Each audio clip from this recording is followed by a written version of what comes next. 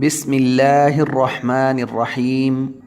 صحیح مسلم حدیث نمبر 839، کتاب نماز کے احکام و مسائل، باب اذان کے کلمات 2 مرتبہ اور اقامت کے کلمات 1 مرتبہ، سوائے اقامت کے کلمے کے وہ 2 مرتبہ ہے۔ نبی کریم صلی اللہ علیہ وسلم نے فرمایا، سیدنا انس بن مالک رضی اللہ عنہ کا بیان ہے، صحابہ رضی اللہ عنہم نے باہمی طور پر تذکرہ کیا کہ لوگوں کو نماز کا وقت بتانے کے لیے کسی چیز کا تعین ہونا چاہیے، جس پہ بعض لوگوں نے کہا اس کے لیے آگ روشن کی جائے یا ناقوس بجایا جائے۔